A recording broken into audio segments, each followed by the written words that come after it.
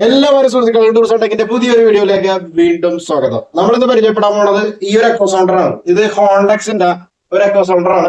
Full details നമുക്ക് പറയാം. അതിനു മുമ്പ് നമ്മള് വള്ളങ്ങളില അല്ലെങ്കിൽ ഇവിടുത്തെ ഫിഷിംഗ് ബോട്ടുകളിലൊക്കെ ഏറ്റവും കൂടുതൽ ഉപയോഗിക്കുന്നത് കോഡന്റെ 126 എന്ന് പറഞ്ഞൊരു മോഡലാണ്. അത് കഴിഞ്ഞ പിന്നെ ഉപയോഗിക്കുന്നത് ഫുർണോന്റെ 688 എന്ന് പറഞ്ഞൊരു മോഡലാണ്. ഈ ഒരു കാറ്റഗറിയിൽ ഇതിന്റെയൊക്കെ ഒരു കാറ്റഗറിയിൽ വരുന്ന ഒരു സെറ്റാണ്. പ്രൈസിന്റെ കാര്യത്തിലും ഇതിന്റെ രണ്ടിന്റെ ഇടയിലാണ് ഇതിന്റെ വിലയും വരുന്നത്. അതായത് കോഡനെക്കാട്ടിയും കുറച്ച് വില കൂടുതലും ഫുർണോനെക്കാട്ടിയും കുറച്ച് വില കുറവുമാണ് ഈ ഹോണ്ടക്സിന് വരുന്നത്. എന്നാൽ ഈ രണ്ട് സെറ്റിനെക്കാട്ടിയും ഒരുപാട് മികവ് പറയാനുള്ള ഒരു സെറ്റും കൂടിയാണിത്. അപ്പൊ എന്തുകൊണ്ടാണ് പക്ഷെ ആൾക്കാർ ഇവിടെ നമ്മളുടെ ഈ ശ്രാങ്കന്മാരും ബോട്ടിലെ പണിക്കാരൊക്കെ കോഡൻ അല്ലെങ്കിൽ ഫുർണോ പ്രിഫർ ചെയ്യണമെന്ന് എനിക്ക് മനസ്സിലാവണമില്ല. അപ്പൊ ഓരോ കാര്യങ്ങളും ഞാൻ വ്യക്തമായിട്ട് തന്നെ പറയാം. അവർ ഈ പ്രിഫർ ചെയ്യുന്ന കാര്യം എന്താണെന്ന് എന്റെ അടുത്തൊന്ന് പറഞ്ഞാൽ ഒരു മെസ്സേജ് ചെയ്താൽ കൊള്ളായിരുന്നു. അപ്പൊ എനിക്ക് കൂടി ഒന്ന് അറിയാം അപ്പൊ അതെന്തുകൊണ്ടാണെന്ന്. ഇതിന്റെ ഗുണങ്ങൾ ഞാൻ വ്യക്തമായിട്ട് ഞാൻ പറഞ്ഞുതരാം.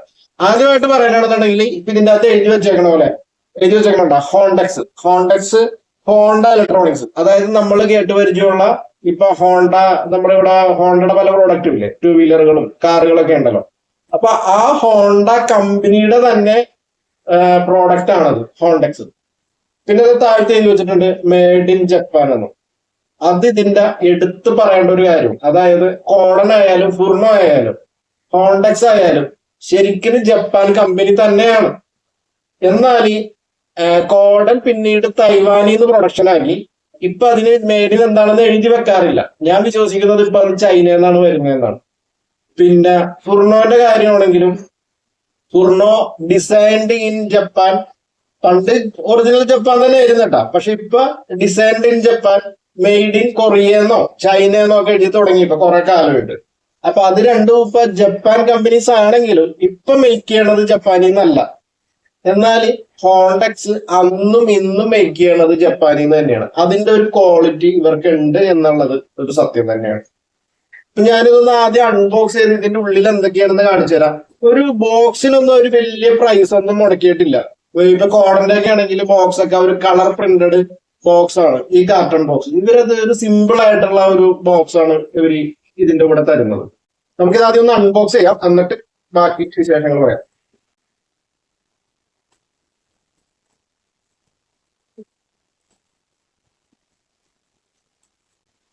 ഇത് തുറന്ന ആദ്യം കുറച്ച് ഇങ്ങനത്തെ ഒരു സാധനങ്ങൾ ഇടുന്നത് പാക്കിങ്ങിന്റെ കൂടെ ഇടുന്നതാണ്.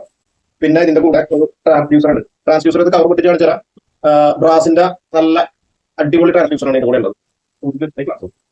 പിന്നെ ഉള്ളത് അതിന്റെ പവർ കോഡ്, പിന്നെ ഒരു ഓപ്പറേഷൻ മാനുവൽ,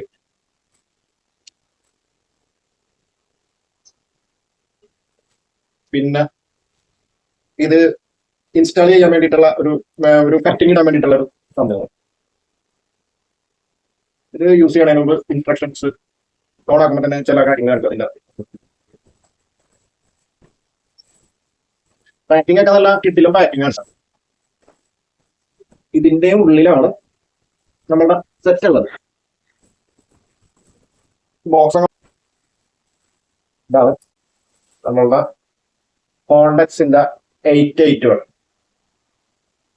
ഇതിന്റെ ഇപ്പൊ നമ്മളിപ്പോ 3 എക്കോ സൗണ്ടറുകളെ പറ്റി പറഞ്ഞില്ലേ, അതിന്റെ അകത്തുനിന്ന് ഇതിനുള്ള പ്രത്യേകതകൾ ഈ രണ്ടും കോഡന്റെ 126 ഫുർണോന്റെ 688 ഇത് രണ്ടും ആക്ച്വലി 5.6 ഇഞ്ചാണ്.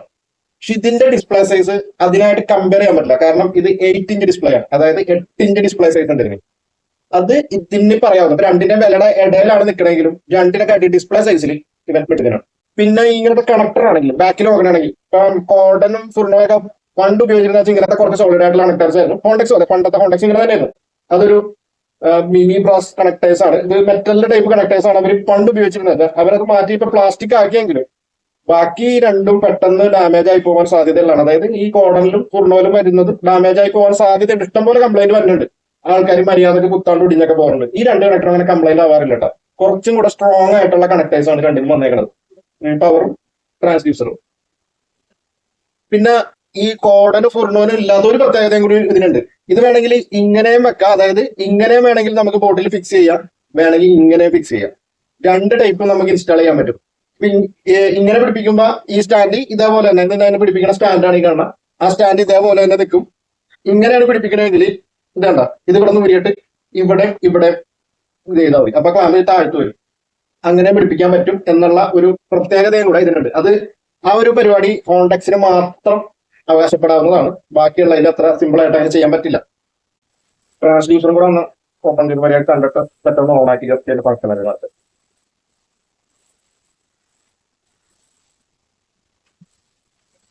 കണ്ടോ, ഇതാണ് ഇതിന്റെ ട്രാൻസ്ഡ്യൂസർ. ട്രാൻസ്ഡ്യൂസർ അല്ല, റോഡ്സിന്റെ ട്രാൻസ്ഡ്യൂസറാണ്. കോഡൻ 126നും ഏതാണ്ട് ഈ ക്വാളിറ്റിയിലൊക്കെ തന്നെയുള്ള നല്ല ട്രാൻസ്ഡ്യൂസറാണ് വരുന്നത്. കോഡനും ഹോണ്ടെക്സിനും വ്യത്യാസം, മറ്റേ കോഡന്റെ ആണെങ്കിൽ ഇതേപോലെ ഇങ്ങനെ ഒരു നീട്ടം ഇപ്പുറത്തെ സൈഡിലുണ്ടാവും, രണ്ട് സൈഡും ഒരേപോലെ ഇരിക്കും. ഇത് ഇങ്ങനെ, അപ്പൊ ഇത് ഫ്രണ്ടിലേക്ക് ഫേസ് ചെയ്തിട്ടാണ് വെക്കേണ്ടത്. ഇത് ഫ്രണ്ടിലേക്ക്, ബോട്ടിന്റെ ഫ്രണ്ട് എവിടെയാണോ ആ ഭാഗത്തിന് നേരെ തന്നെ ഇതും വെക്കുക. ഈ ഇങ്ങനെയുള്ള കൂത്ത ഭാഗം, അതാണ് ശ്രദ്ധിക്കാനുള്ളത് പിടിപ്പിക്കുമ്പോൾ. പിന്നെ ഫുർണോന്റെ ആണെങ്കിൽ ഒരു പ്ലാസ്റ്റിക്കിന്റെ ട്രാൻസ്ഡ്യൂസറാണ് വരുന്നത്. അതൊരു റൗണ്ട് ട്രാൻസ്ഡ്യൂസർ, അത് ഏത് ഡയറക്ടറിൽ പിടിപ്പിക്കുക, കുഴപ്പമൊന്നുമില്ല. പിന്നെ പവർ കോഡാണ് ഇതിന്റെ കൂടെ ഉള്ളത്. ഇതിന്റെ കണക്ടർ കണ്ടില്ലേ, ഇതിന്റെ കണക്ടർ വരുന്നത് ഇങ്ങനത്തെ കണക്ടറാണ്. കണ്ടോ, നല്ല ഇത് ഇങ്ങനെ കംപ്ലൈന്റ് ഒന്നും വരാറില്ല, നല്ല കണക്ടർ. നമുക്ക് ആദ്യം ഇതൊന്ന് ഓൺ ആക്കാം. ഇതാണ് ഇതിന്റെ ഓൺ ഓഫ് സ്വിച്ച്. ഇത് ഓൺ ആക്കാനും ഇത് ഓഫ് ആക്കാനുള്ള സ്വിച്ചാണ്. അപ്പൊ നമ്മളത് ഓൺ ആക്കിയിട്ട്, ഇത് വെറുതെ ഒരു കവറാണ് കേട്ടോ, ഒരു പ്രൊട്ടക്ഷൻ പേപ്പറാണത്. അതുകൊണ്ടാണ് ഇവിടെ ഇങ്ങനെ ചുളുങ്ങിയൊക്കെ നിൽക്കുന്നത്. ഇപ്പൊ ഓണാക്കുമ്പോൾ ഇതിപ്പോ ആദ്യമായിട്ട് ഓണാക്കണോണ്ടാണ് ഇപ്പൊ ഒരു ലാംഗ്വേജ് ഒക്കെ ചോദിച്ചിട്ടുണ്ട്. അത് ഇപ്പൊ മാത്രമേ കാണിക്കുള്ളൂ. ഇനി നിങ്ങൾ ഉപയോഗിക്കുമ്പോൾ അങ്ങനെ ഇതൊന്നും കാണിക്കൂല.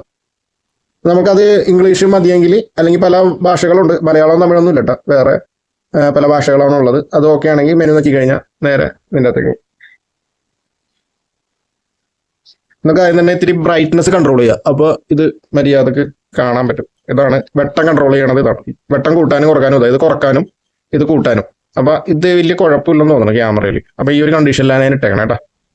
പിന്നെ നമുക്ക് ആദ്യം തുടങ്ങിയുള്ള സ്വിച്ചുകൾ പരിചയപ്പെടാം. ഇത് റേഞ്ച് ആഴം, അതായത് ആഴം കൂട്ടുന്നതനുസരിച്ച് ഇത് കൂട്ടി കൊടുക്കും. ഇപ്പൊ ഇത് 60 വരെ ആഴമുള്ളത് കാണിക്കാൻ വേണ്ടിയിട്ടുള്ളതാണ്. ഞാൻ അങ്ങനെയുള്ള ഇതിൻ്റെ അകത്തോട്ടൊന്നും പോകണില്ല. ബാക്കിയുള്ള എൻ്റെ വീഡിയോസ് കണ്ടു കഴിഞ്ഞാൽ, കോഡൻ്റെ ഒക്കെ വീഡിയോ കണ്ടു കഴിഞ്ഞാൽ നിങ്ങൾക്ക് മനസ്സിലാവും ആഴം കൂട്ടണതും കുറവ് കൂട്ടണം എന്തിനാണെന്നൊക്കെ. ഇത് ഞാൻ ജസ്റ്റ് ഒന്ന് പരിചയപ്പെടുത്തുന്നത്. ഗെയിൻ കൺട്രോൾ ചെയ്യാനുള്ള, ഗെയിൻ കൂട്ടാനും കുറക്കാനുള്ളത്. ഇതും അതെ, അതായത് രണ്ട് ഡുവലിടുമ്പോൾ 50-ലും 200-ലും ഇടുമ്പോൾ ഗെയിൻ അഡ്ജസ്റ്റ് ചെയ്യാൻ, രണ്ടെണ്ണം സെപ്പറേറ്റ് അഡ്ജസ്റ്റ് ചെയ്യാൻ വേണ്ടിയിട്ടാണ് രണ്ടെണ്ണം കൊടുത്തേക്കണം. ഇത് ഷിഫ്റ്റ് അറിയായിരിക്കും ഇവിടുത്തെ ഇത് കൂട്ടാനും കുറക്കാനും. പിന്നെ ഇങ്ങനെ ഈ റേഞ്ച് ഒന്നും ഇനി ആർക്കും അറിയാൻ പാടില്ല. അങ്ങനെയുള്ളവർ ഇപ്പം എൻ്റെ വീഡിയോ കണ്ടിട്ടുള്ളവർ ആദ്യം ഒരു 10-20 പേരൊക്കെ റെസ്പോണ്ട് ചെയ്ത് കഴിഞ്ഞാൽ റേഞ്ച് എന്തിനാണ് അഡ്ജസ്റ്റ് ചെയ്യണം, ഗെയിൻ എന്തിനാണ് അഡ്ജസ്റ്റ് ചെയ്യണത്, അങ്ങനെയുള്ള ഒരു വീഡിയോ വേണമെങ്കിൽ നമുക്ക് ഉണ്ടാക്കാം. അത് ഇപ്പോഴും അറിയാത്ത ആൾക്കാരുണ്ടെങ്കിൽ അതിനുള്ളൊരു വീഡിയോ ഉണ്ടാക്കാം. അങ്ങനെ ഉണ്ടെങ്കിൽ മെസ്സേജ് ചെയ്താൽ മതി. ഇതിൻ്റെ അകത്ത് തന്നെ മെസ്സേജ് ചെയ്തും പറഞ്ഞാൽ മതി. കുറെ പേർക്ക് അങ്ങനെ ആവശ്യം ഉണ്ടെങ്കിൽ നമുക്ക് അതിനുവേണ്ടി ഒരു വീഡിയോ ചെയ്യാൻ കുഴപ്പമില്ല. ഏതെങ്കിലും ഒരു സെറ്റ് വെച്ചിട്ട് എല്ലാ സെറ്റിന്റെയും എങ്ങനെ അഡ്ജസ്റ്റ് ചെയ്യണമെന്ന് പറഞ്ഞ് പഠിപ്പിച്ചു തരാം. ഇതുണ്ടല്ലോ കട്ടർ എന്ന് പറഞ്ഞു ചെയ്യണം, അത് ഇതുണ്ട്. ഈ കളർ അഡ്ജസ്റ്റ് ചെയ്യാനും കുറക്കാനുള്ള എന്തിനാണെന്ന് വ്യക്തമായിട്ട് ഞാൻ കാണിച്ചു തരാം കേട്ടോ. പിന്നെ ഉള്ളത് ഇത് മെനുവിൽ നമുക്ക് ഇനി എന്തൊക്കെ സെറ്റിംഗ്സ് ആണ് ചെയ്യേണ്ടതെന്ന് ഞാൻ വ്യക്തമായിട്ട് പറഞ്ഞുതരാം. മെനു നോക്കിയിട്ടുണ്ടെങ്കിൽ ഇപ്പൊ ഏറ്റവും ആദ്യത്തെ ഈ സ്വീപ്പ് എന്ന് പറഞ്ഞാൽ ഈ ഓട്ടോ ഉണ്ടല്ലോ, അത് കൂട്ടാനും കുറക്കാനും ഉള്ളതാണ്. രണ്ടാമത്തെ എ മോഡ്. ഈ എ മോഡ് നമ്മൾ ഫിഷിംഗ് ബോട്ടുകാർ ഉപയോഗിക്കാറില്ല. അത് ഇവിടെ ഒരു ചെറിയൊരു അനക്കം വരുമ്പോൾ തന്നെ വലിയൊരു സിഗ്നൽ പോലെ ഇങ്ങനെ കാണിക്കാൻ വേണ്ടിയിട്ടുള്ള ഒരു സംഭവമാണ്. അത് ആരും ഉപയോഗിക്കാറില്ല. പിന്നെ ഉള്ളത് ഈ അതിന്റെ താഴെയുള്ളത് ഓട്ടോ റേഞ്ചും ഷിഫ്റ്റും ഓട്ടോയിൽ ആക്കണമെങ്കിൽ ആക്കാനും ഓഫ് ചെയ്തിടാനും വേണ്ടിയിട്ടുള്ള ഓട്ടോ റേഞ്ച് മാക്സിമം എത്ര ഡെപ്ത് വരെ പോകണോ എന്നുള്ളതാണ് ഈ 4ാമത്തേക്ക് കാണിച്ചേക്കണം. അത് 300 മീറ്റർ എന്ന് പറഞ്ഞാൽ സെലക്ട് ചെയ്തിട്ടാൽ ഓട്ടോ റേഞ്ചിൽ 300 മീറ്ററിന് മേളിലേക്ക് പോകില്ല, അതിനുള്ള സാധനം.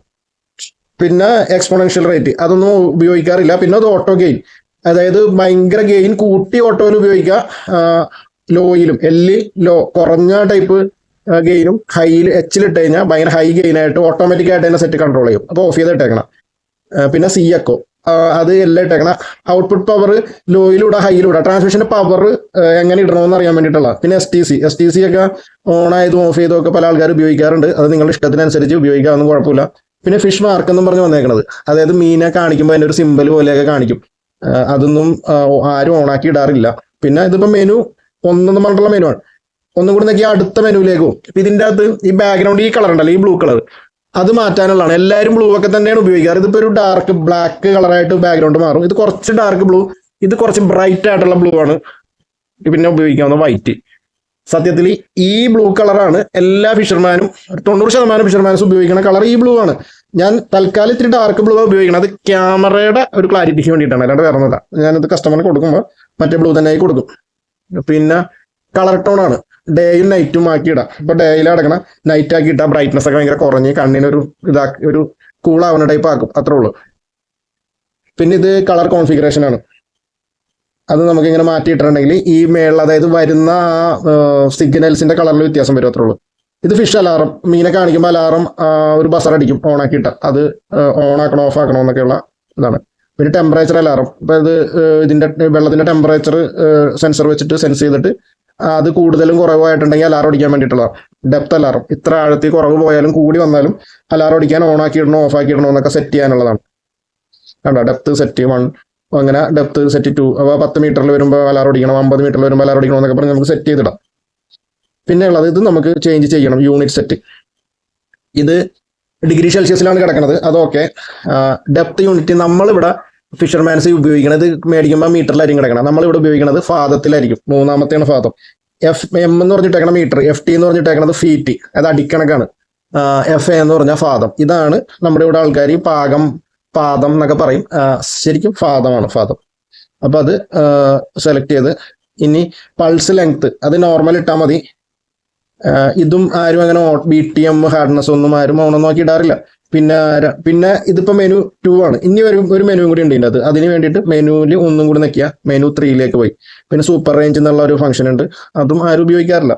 പിന്നെ ഉള്ളത് ഈ ഡിസ്പ്ലേ, അത് നമ്മൾ ചേഞ്ച് ചെയ്യണം. ഇത് ഡ്യുവലാണ് ഇപ്പൊ കിടക്കണം, അതായത് 50-ലും 200-ലും ഇപ്പൊ ഡിസ്പ്ലേ കിടക്കണം. അങ്ങനെയല്ല, അതായത് ഒരു 50 ഫാദത്തിലൊക്കെ കൂടുതൽ ആഴത്തിൽ പോണവരാണെങ്കിൽ ഫ്രീക്വൻസി നമ്മൾ സെലക്ട് ചെയ്യേണ്ടത് 50 എന്നും പറഞ്ഞ 50 എന്നും പറഞ്ഞ്. ഒരു 50-ൽ താഴെയാ പോകുള്ളത്, അതായത് ഈ വലിയ വള്ളക്കാരുണ്ടല്ലോ അവരധികം ആഴത്തിൽ പോകില്ല, 50 ഭാഗത്തിലൊക്കെ താഴെ പോകുള്ളൂ. അവർ 200-ൽ സെലക്ട് ചെയ്യുക. ബോട്ടുകളാണെങ്കിൽ ആഴത്തിൽ പോണ ആൾക്കാരാണെങ്കിൽ 50-ൽ സെലക്ട് ചെയ്യുക. അതാണ് ഇത് സെലക്ട് ചെയ്യുമ്പോൾ ശ്രദ്ധിക്കാനുള്ളത്. പിന്നെ ഉള്ളത് അഡ്ജസ്റ്റ് എന്നും പറഞ്ഞ് കുറേ ഇതുണ്ട്, അതൊന്ന് കാലിബ്രേറ്റ് ചെയ്യാൻ വേണ്ടിയിട്ടുള്ള സംഭവങ്ങളാണ്. അതും ചെയ്യണ്ട, കുഴപ്പമില്ല. പിന്നെ ഉള്ളത് ഈ ഡെപ്തിന്റെ ഈ സൈസ് ഉണ്ടല്ലോ, ഇവിടെ എഴുതി കാണിക്കില്ല എത്ര ആഴമാണെന്ന്, അതിന്റെ സൈസ് കൂട്ടാനും കുറക്കാനും ഒക്കെ ഉള്ള. പിന്നെ സ്കെയിൽ ലൈന്, സിമുലേഷൻ ഓണായി കാണിച്ചാൽ പിക്ചർ സ്റ്റൈല്. ഇത് ഞാൻ നേരത്തെ പറഞ്ഞില്ലേ, ഇത് പിക്ചർ തിരിക്കാൻ പറ്റുമെന്ന്, അതിന് വേണ്ടിയിട്ടുള്ളതാണ്. ഇപ്പൊ ഇത് പിന്നെ നമുക്ക് ചേഞ്ച് ചെയ്യാനുള്ളത് ഈ പിക്ചർ സ്റ്റൈലാണ്. അത് ഇപ്പൊ ലാൻഡ്സ്കേപ്പിൽ കിടക്കണം, അത് പോർട്രേറ്റ് മോഡിലോട്ട് ആക്കാൻ വേണ്ടിയിട്ട് നമ്മൾ ഇവിടെ പോർട്രേറ്റിലൊന്ന് ആക്കിയിട്ട് സെലക്ട് ചെയ്യണം. ഇതുണ്ട്, ഇപ്പൊ അത് തിരിയും, ഇപ്പൊ പിക്ചർ മൊത്തത്തിൽ അങ്ങ് തിരിയും. അത് ആക്കാൻ വേണ്ടിയിട്ട് ഓഫ് ചെയ്ത് ഓൺ ആക്കിയാലാണ് കറക്റ്റ് ആയിട്ട് വരുള്ളൂ. വേണ്ട പിക്ചർ ഇപ്പൊ വേണ്ട ഇങ്ങനെ ഈ സ്കെയില്, അപ്പൊ നമ്മളിതിപ്പോ ഇങ്ങനെ വെച്ചാലാണ് സെറ്റ് ആവുള്ളൂ. കണ്ട, അപ്പൊ ഞാൻ ഇങ്ങനെ തന്നെ വെച്ചിട്ടാണ് ബാക്കിങ്ങളെ കാണിച്ചു തരാൻ പോണ. കാരണം എന്താണെന്ന് വെച്ചാൽ ക്ലാമ്പ് ഇപ്പൊ ഇങ്ങനെ പിടിപ്പിച്ചേക്കണം, അല്ലെങ്കിൽ ഇപ്പൊ പിടിച്ചോണ്ട് നിൽക്കേണ്ടി വരും. ഇപ്പൊ പഴയ പോലെ നമ്മൾ ആദ്യം കണ്ട പോലത്തെ പിക്ചറെ ഈ സിമുലേറ്ററിൽ ഇട്ട് ഇതൊന്ന് വർക്ക് ചെയ്ത് കാണിച്ചാൽ, ഈ സിമുലേറ്ററിൽ നിങ്ങൾ ഇടേണ്ട ആവശ്യമില്ല കേട്ടോ. ഞാനിത് എങ്ങനെയാണെന്ന് നിങ്ങളെ കാണിച്ചു തരാൻ വേണ്ടി മാത്രം ഓണാക്കുന്നതാണ്. ഈ ഫംഗ്ഷൻ നിങ്ങൾ എടുക്കേണ്ട ആവശ്യമില്ല. ബോട്ടിൽ വെച്ച് ഇത് ഓണാക്കിയിട്ടാൽ തെറ്റായ ഇതും ആവശ്യമില്ലാത്ത മീനും ഒക്കെ കാണിക്കും. അതിങ്ങനെ അതിൻ്റെ അത് റെക്കോർഡ് ചെയ്ത് വെച്ചാൽ അങ്ങനെ കാണിച്ചുകൊണ്ടേയിരിക്കും. നിങ്ങൾ ഇതൊന്ന് ഡെമോൺസ്ട്രേറ്റ് ചെയ്ത് കാണിക്കാൻ വേണ്ടി മാത്രം ഞാനത് ഓണാക്കണതാണ്. ഒരിക്കലും നിങ്ങൾ ഓണാക്കരുത്. കണ്ട, ഇങ്ങനെ വരുമ്പോൾ ഡെമോ എന്നിങ്ങനെ എഴുതി കാണിക്കും. ഇപ്പൊ ആഴം ഒന്നും കാണിക്കാത്തത് ഇപ്പൊ ഓൾറെഡി ആഴം കാണിച്ച് തുടങ്ങിയിട്ടുണ്ട്. കാരണം ഇപ്പൊ ആൾക്കാർ പറയാറുള്ള കംപ്ലൈന്റ് ആണ്, എക്കോ സൗണ്ടറിൽ ആഴം കാണിക്കാനുള്ള, ഡെപ്തും കാണിക്കാനുള്ള, അടിത്തട്ടും കാണിക്കാനുള്ള ഒന്നും കാണിക്കണില്ല, വെറുതെ ഓണായി കിടക്കണേ ഉള്ളത്. കാര്യം ഇതാണ്, 10 കൂടുതൽ ആഴമുള്ള സ്ഥലമായിരിക്കും. അപ്പൊ 10 ഭാഗം സെലക്ട് ചെയ്തിട്ടാ 10 വരെ ഉണ്ടെങ്കിലേ കാണിക്കുള്ളൂ. അപ്പൊ എന്ത് ചെയ്യണം, റേഞ്ച് കൂട്ടി കൊടുക്കണം. 15 ആക്കി 20 ആക്കി, കണ്ടാ, അങ്ങനെ അങ്ങോട്ട് കൂട്ടി കൊടുക്കുക. കണ്ടാ, ഇപ്പൊ 32 ആഴം ഉള്ളതുകൊണ്ട് 30-ന് മേളിൽ ഒരു റേഞ്ച് ഇട്ടപ്പോഴാണ്. ഇപ്പൊ 30 വരെയാണെങ്കിൽ ഇവിടം വരെയല്ലേ കാണിക്കുള്ളൂ, ഇത്രയും ഭാഗം കാണിക്കുള്ളൂ. അപ്പൊ അവിടെ ഒന്നും ഇല്ലല്ലോ. അപ്പൊ 40 ആക്കി കൊടുത്തപ്പോ 40-ന് മേളിൽ ഇവിടെ അങ്ങനെ ആഴം കാണിക്കാൻ തുടങ്ങി. കണ്ടാ, ഇപ്പൊ നിങ്ങൾക്ക് ഞാൻ ഈ കട്ടർ എന്താണെന്ന് നേരത്തെ കാണിച്ചു തരാന്ന് പറഞ്ഞില്ല. ഇതുണ്ട്, കട്ടർ നമ്മൾ കുറച്ചിട്ട് എന്ത് സംഭവിക്കുമെന്ന് മനസ്സിലായോ? ഇവിടെ നിറ കുറെ കളർ പോകണണ്ട. ഇപ്പൊ കഴിഞ്ഞ ദിവസം ഒരു കസ്റ്റമർ കടയിൽ വന്നപ്പോൾ പറഞ്ഞ ഒരു കാര്യമാണ്, എന്റെ കൗണ്ടറിൽ ഈ റെഡ് കളർ മാത്രമേ ഉള്ളൂ, വേറെ ഒന്നും കാണിക്കാനുള്ള മീനെ കാണിക്കണില്ലെന്ന്. കാര്യം ഇതാണ്, കട്ടർ ഇങ്ങനെ കട്ട് ചെയ്തിട്ടുണ്ടാവും, ബാക്കി സിഗ്നലൊക്കെ കളഞ്ഞിട്ടുണ്ടാവും. അപ്പൊ ഈ ചുമപ്പ് മാത്രമേ ഉള്ളൂ. അപ്പൊ ഇവിടെ മീൻ ഉണ്ടെങ്കിൽ കാണിക്കൂല. അപ്പൊ അത് കട്ടർ കൂട്ടി കൊടുക്കുക. വേണ്ട, കട്ടർ ഇത് എല്ലാ കളറും ആക്കി കൊടുത്തപ്പോ ഇവിടെ പല കളർ വന്നത്. ഇപ്പൊ മീനെയാണ് കാണിച്ചേക്കണം, ഇത് മീനെയാണ് കാണിച്ചേക്കണം. അപ്പൊ ഇതൊക്കെ കട്ടർ ഇട്ട് കഴിഞ്ഞപ്പോഴാണ് വന്നത്. ഈ പ്രശ്നം തന്നെ നമുക്ക് ഒരു പക്ഷേ ഗെയിൻ ഭയങ്കരമായിട്ട് കുറഞ്ഞു കിടന്നാലും ഈ ഒരു പ്രശ്നം തന്നെ കാണിക്കും. കണ്ട, നമ്മൾ ഗെയിൻ ഭയങ്കരമായിട്ട് കുറച്ചിട്ടാലും കണ്ട ഇവിടെ തുടങ്ങി ഈ അടിത്തട്ടിന് ഒരു സ്ട്രെങ്ത് ഇല്ല, റെഡ് കളർ ഇല്ല, ഒന്നും ഇല്ലാണ്ട് ആ സ്ട്രെങ്ത് കുറഞ്ഞുകൊണ്ട് ഇവിടം വരെ നമ്മൾ ഗെയിൻ കൂട്ടിയിട്ട് ഉപയോഗിച്ചിരുന്ന വെച്ചാൽ ഇവിടെ നിന്ന് അങ്ങോട്ട് ഗെയിൻ കുറച്ചപ്പോ കണ്ട. ഇപ്പൊ ഈ ഇതൊക്കെ നമ്മൾ ഗെയിൻ കൂട്ടിയിട്ടപ്പോഴാണ് വരുന്നതെങ്കിൽ കുറച്ചും കൂടെ കളർഫുൾ ആയിട്ട് കുറച്ച് ഇതായിട്ട് കാണിക്കും. കണ്ട, ഇപ്പൊ അതിന്റെ അത് കഴിഞ്ഞ് തൊട്ട് വന്നപ്പോൾ ഒരു മഞ്ഞയും ചുമപ്പും പച്ചയൊക്കെ കളർ കൂടി വന്നേക്കണുണ്ട് അതിന്റെ. അപ്പൊ അതാണ് അതിന്റെ വ്യത്യാസം. ഇത്രയും ഭാഗം ഗെയിൻ ഭയങ്കര കുറച്ചിട്ടത് കൊണ്ടുള്ള വ്യത്യാസം കണ്ട. പിന്നെ ഗെയിൻ ഒരു ലിമിറ്റ് കൂടുതൽ കൂട്ടിയിട്ടിട്ടും കാര്യമില്ല. അപ്പൊ അങ്ങനെ പറഞ്ഞാൽ കുറെ ഗെയിനൊക്കെ കടന്നോട്ടെ എന്ന് വിചാരിച്ചാൽ എന്ത് പറ്റും? ഇപ്പൊ ഈ സിമുലേറ്ററിൽ ഇട്ട് അങ്ങനെ കാണിക്കൂലെങ്കിൽ നിങ്ങളുടെ ബോട്ടിൽ വെച്ച് ഒറിജിനൽ ആയിട്ട് നമ്മൾ വെള്ളത്തിൽ വെച്ച് ചെയ്യുമ്പോൾ ഇവിടെ കംപ്ലീറ്റ് റെഡ് ആയി പോകും. നമുക്ക് ഇവിടെ മീൻ ഉണ്ടെങ്കിൽ പോലും മനസ്സിലാവില്ല. ആ ഒരു ലെവലിലേക്ക് ഇത് ഭയങ്കരമായിട്ട് ഡാർക്ക് റെഡ് കളറായി പോകും, ഒന്നും മനസ്സിലാവാത്ത ടൈപ്പ് ആയി പോകും. അപ്പൊ ഈ ഗെയിൻ ഒന്നില്ലെങ്കിൽ നിങ്ങൾ തന്നെ ഇത് ആവശ്യത്തിന് കൺട്രോൾ ചെയ്തിടുക. അല്ലെങ്കിൽ നേരത്തെ ഞാൻ മെനുവിൽ ഓട്ടോ ഗെയിൻ എടുക്കുന്ന ഓപ്ഷൻ ഞാൻ നേരത്തെ മെനു പറഞ്ഞു തന്നപ്പോൾ ഞാൻ ചെയ്തായിരുന്നു, അതിലേക്ക് പോയിട്ട് അത് ഓണാക്കി ഇടുക. അതല്ലെങ്കിൽ ഇവിടെ ഡയറക്റ്റ് കീ ഉണ്ട്, ഇതേണ്ട ഓട്ടോ എന്നും പറഞ്ഞു വന്ന് ഇതിപ്പോ തന്നെ ഗെയിനും റേഞ്ചും ഒക്കെ സെറ്റിംഗ് കൺട്രോൾ ചെയ്തോളൂ. അങ്ങനെയും ചെയ്യാം. ഹോണ്ടെക്സ് ഒരു 90% പേരും മാനുവലായിട്ട് ഉപയോഗിക്കാറുള്ളത്, അതായത് ഓട്ടോ ഓൺ ആക്കാറില്ല. അങ്ങനെയാണ് 90% ആൾക്കാർ ഉപയോഗിക്കാറുള്ളത്. അപ്പൊ അതുകൊണ്ട് അത് ഓണാക്കിയോ ഓഫാക്കിയാൽ നിങ്ങളുടെ സൗകര്യത്തിന് ഇടാം. ഞാനത് കാണിച്ചു തന്നു. ഇതാണ് അതിന്റെ സെറ്റ്, ഈ സ്വിച്ച് ഇതാണ് അതിന്റെ. ഓക്കെ, ഇത് മെനു അങ്ങോട്ടും ഇങ്ങോട്ടും മാറാനും അതിന്റെ സ്വിച്ച്, അത് ഞാൻ നേരത്തെ മെനു എടുത്ത് സെറ്റ് ചെയ്തപ്പോൾ നിങ്ങൾ കണ്ടിട്ടുണ്ടാവും. ഇത് സൂം ചെയ്യാനുള്ള ഒരു ഓപ്ഷനാണ്. അതായത് ഈ ബട്ടൺ ഇത് നെക്കിയിട്ടുണ്ടെങ്കിൽ ഈ ഒരു ഭാഗം, ഇപ്പൊ ഈ ഒരു പോർഷൻ ഈ പി കാണുന്ന സിഗ്നലൊക്കെ തന്നെയാണ് ഇവിടെയും കാണിക്കണം. അതൊന്ന് സൂം ചെയ്ത് ഇത്രയും ഭാഗത്ത് മാത്രമായിട്ട് കാണിക്കും, അത്രേ ഉള്ളൂ. വേറെ സംഭവങ്ങളൊന്നും ഇല്ല അതിൻ്റെ അകത്ത്. അത് നമുക്ക് ഓഫ് ചെയ്യുകയും ചെയ്യാം. ഇതിപ്പോ ഇതിങ്ങനെ ഇട്ട പല പ്രാവശ്യം നിൽക്കുമ്പോൾ അത് ഓഫായിട്ട് ഈ ഒരു സ്ക്രീൻ തന്നെ കറക്റ്റ് ആയിട്ട് വരും. ഇത് ഈ സ്പീഡ് കൂട്ടാനും കുറക്കാനും വേണമെങ്കിൽ നമുക്ക് പെട്ടെന്ന് തന്നെ ഇവിടെ നിന്ന് ചെയ്യാം. കണ്ട, ഈ സ്പീഡ് ഇപ്പൊ X4 ഇട്ടപ്പോൾ ഭയങ്കര സ്പീഡിൽ ഓടാൻ തുടങ്ങി. അതൊരു നോർമൽ സ്പീഡിൽ ഇടുക, അല്ലെങ്കിൽ അതൊരു ബുദ്ധിമുട്ടാവും. സാധാരണ ഈ 4 ഇടാറ്, X2 ഇടണവരും ഉണ്ട് കേട്ടാ. അപ്പൊ അത് നിങ്ങളുടെ ഇഷ്ടമാണ്, അതൊക്കെ ഏത് സ്പീഡിൽ സെലക്ട് ചെയ്യണമെന്നുള്ള. ഇത് മെനു എടുത്തും ചെയ്യാം, ഡയറക്റ്റ് കീയും ഉണ്ടെന്ന് മാത്രമേ ഉള്ളൂ. ഇത് നേരത്തെ ആദ്യം തന്നെ ഞാൻ പറഞ്ഞായിരുന്നു, കാണിച്ചു തന്നായിരുന്നു, ബ്രൈറ്റ്നസ് കൺട്രോൾ ചെയ്യാനുള്ള. ഇത് ഓൺ ഓഫ്, ഇത്രയും സ്വിച്ചേ ഉള്ളൂ. സത്യത്തിൽ ബാക്കിയുള്ള കോഡനും ഫുർണോക്കെ ആയിട്ട് കമ്പയർ ചെയ്താൽ സിമ്പിൾ ആയിട്ട് ഓപ്പറേറ്റ് ചെയ്യാവുന്ന നല്ല ക്വാളിറ്റി ഉള്ള ഒരു എക്കോ സൗണ്ടറാണത്. ഇത്രയുള്ള ഇതിന്റെ ഒരു ഫംഗ്ഷൻ ഒക്കെ പറയാം. വലിയ കോംപ്ലിക്കേഷൻ അല്ലെങ്കിൽ ആരെങ്കിലും ഓപ്പറേറ്റ് ചെയ്യാൻ ഭയങ്കര ബുദ്ധിമുട്ടൊന്നും ഇല്ലാത്ത സെറ്റാണ്. പിന്നെ ഇതിന്റെ കംപ്ലൈൻസ് പറയുകയാണെങ്കിലും ബാക്കിയുള്ള സെറ്റായിട്ട് കമ്പയർ ചെയ്യുമ്പോൾ കംപ്ലൈന്റ് വന്നാൽ സർവീസ് ചെയ്യാവുന്ന ഒരു സെറ്റാണ്. എനിക്ക് തോന്നിയേക്കണത് അതിന്റെ ഒരു പ്രോഡക്റ്റിന്റെ ക്വാളിറ്റി നോക്കിയാലും, അകത്ത് അതിന്റെ PCBയുടെയും അതിന്റെ ICയുടെ അതിന്റെ സാധനങ്ങളുടെ ഒക്കെ ക്വാളിറ്റി നോക്കിയാലും നല്ല, ബാക്കി ഇപ്പൊ ഞാൻ 2 സെറ്റായിട്ട് കമ്പയർ ചെയ്ത് അതിനെക്കാട്ടിയും കുറച്ചും കൂടി ക്വാളിറ്റി ഉള്ള ഒരു സാധനം. അതായത് മെയ്ഡ് ഇൻ ജപ്പാന്റെ ഒരു ക്വാളിറ്റി ഉണ്ട് അതിന്. അത് ഇല്ലെന്ന് പറയാൻ പറ്റില്ല. എന്നിട്ടും എന്തുകൊണ്ടാണ് ആൾക്കാർ വളരെ കുറവ് മാത്രം മേടിക്കണതെന്ന് എനിക്ക് ഇതുവരെ മനസ്സിലായിട്ടില്ല.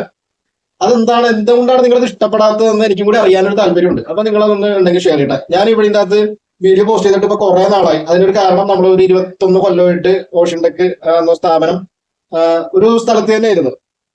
ഈ കാണുന്ന ഈ ഷോപ്പായിരുന്നു നമ്മുടെ സ്ഥാപനം. ഇപ്പൊ അവിടെ നിന്ന് മാറിയിട്ട് കുറച്ചും കൂടി 450 മീറ്റർ കൂടി മാറിയിട്ട് മുരിക്കുംപാടം ജംഗ്ഷനിൽ തന്നെ നമ്മളൊരു പുതിയ ബിൽഡിംഗിൽ പുതിയൊരു ഷോപ്പും കൂടെ തുടങ്ങിയിട്ടുണ്ട്. അപ്പൊ അതിന്റെ കുറച്ച് തിരക്കുകളും പിന്നെ ട്രോൾ നിരോധനം കഴിഞ്ഞതിന്റെ കുറച്ച് തിരക്കുകളൊക്കെ ആയിട്ട് ഒന്നും ഷൂട്ട് ചെയ്യാനോ ഒന്നും പറ്റിയില്ല, വീഡിയോ എഡിറ്റ് ചെയ്യാനോ എന്നുള്ള സമയം കിട്ടിയില്ല. അപ്പൊ അതുകൊണ്ടാണ് ഒരുപാട് ഒരു ഡിലേ വന്നു പോയത്. അപ്പൊ അധികം വൈകാതെ മറ്റൊരു വീഡിയോ ആയിട്ട് നമുക്ക് വീണ്ടും കാണാം. ഇതുവരെ നമ്മുടെ ചാനൽ സബ്സ്ക്രൈബ് ചെയ്യാത്തവർ സബ്സ്ക്രൈബ് ചെയ്യുക, ലൈക്ക് ചെയ്യുക, കമന്റ് ചെയ്യുക. മത്സ്യബന്ധന മേഖലയുമായിട്ട് ബന്ധപ്പെടുന്ന ആൾക്കാർക്ക് നമ്മളുടെ ഈ വീഡിയോ ഒന്ന് ഷെയർ ചെയ്ത് കൊടുക്കുക. അവർക്ക് വളരെ ഉപകാരപ്പെടുന്ന ഒരുപാട് വീഡിയോകൾ നമ്മുടെ ചാനലിലൂടെ ഇപ്പോൾ ഓൾറെഡി ഉണ്ട്, ഇനിയും ഒരുപാട് വരാനുണ്ട്. അപ്പൊ ഉപകാരപ്പെടും ഉറപ്പായിട്ടും. അപ്പൊ മറ്റൊരു വീഡിയോ ആയിട്ട് നമുക്ക് അധികം വൈകാണ്ട് വീണ്ടും കാണാം. അതുവരെ ബൈ ബൈ.